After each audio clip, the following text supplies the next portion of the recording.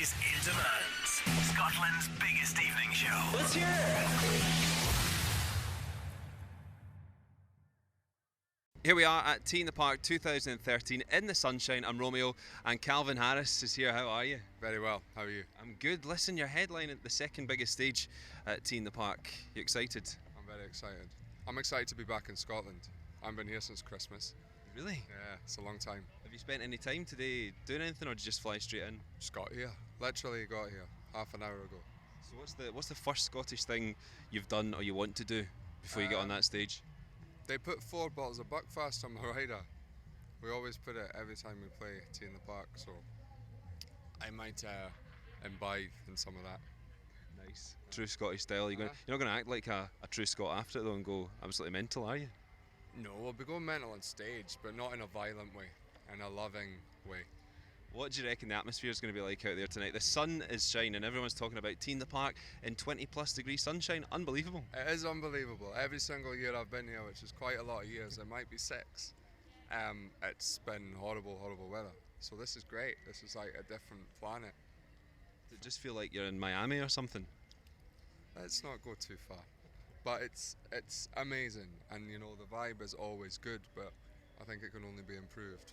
And it's a special year as well, 20 years of Tea in the Park, so it must be a bit of an honour to play, to headline a stage at such a special occasion. I mean, it's always an honour to play this festival, you know, it's always been the like the highlight of the year, you know, and not just saying that because I'm here, but it genuinely is. So yeah, every time they ask me to play here, it's amazing, you know, whether 20 years or what, 20 years it's great, good, and you know, got a great cake as well. So. It's a lovely cake, yeah. It's got buttercream icing in it. It's a really special cake. If you want a piece.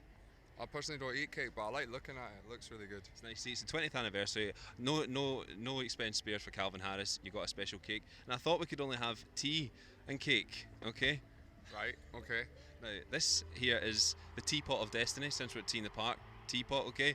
Calvin, I'm going to lift the lid. There's some tea bags in there with some inscriptions upon them, so pull out the first tea bag and read the question out. Which other artist playing at Tea in the Park would you most like to snog? That would be your man from Mumford and Sons. Is it a bit of beardage going on there, would I not know? The clash of the beards. He has a much fuller growth than mine. But you know, yeah, why not? Are you going to stick about and see anyone? Are you going to see anyone before you go on stage? Well, no. I mean, I've got a matter of minutes. I need to speak to some people, like yourself, except not as good. And then I need to put all my tracks on my SD card because I've not done that yet, and I don't want to get up there with no tunes to play, you know. So there's a few other things I need to do, and then I need to go on stage and play, and then I'm finished. The festival's finished. And I'm on my way back down to London, so no, in answer to your question, I will not be seeing anybody else, sadly. When you come to Tea in the Park, do you feel that you have to alter the banter that you have with the crowd? What you say to them to get them loving it? Do you feel you have to adapt it to be a bit more Scottish? I think the chat, no, I try not to. I mean, I fall into more of a Scottish accent when I come to Scotland because I'm hanging about Scottish people. And because I'm half and half, it drifts in and out, and it's all that kind of stuff. So that on stage combined with the excitement, perhaps I can get more Scottish, and people can be like, interesting. But that's it. Has anyone been chapping your door saying, Calvin, can we do a little bit of work together? Has anyone been knocking on your dressing room door? As I said, we just got here. Besides yourself, nobody's knocked on my door. Well, it's okay. I don't want to like work with you because it's obviously not really going to work for me. I knew that. Nah. And have you given Rita Ora some tips for Tea in the Park? How to deal with the tea crowd? She doesn't need tips. Nah, she's amazing live. You know, I saw Glastonbury on the iPlayer, and she's much better than me. Why would that be? She's a performer. She's a true performer. You know, she's great. She's brilliant.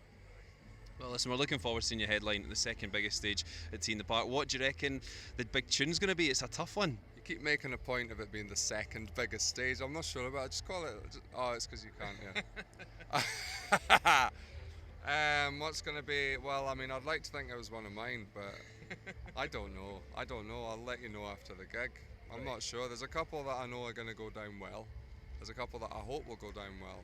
but there might be some surprises. You just don't know. That's the amazing thing about playing a festival that you've not played for a year. Excellent. Well, listen, Calvin, thanks for chatting to us. We're looking forward to the second biggest stage headlining slot tonight. Yep. And we'll see you soon. Thank you.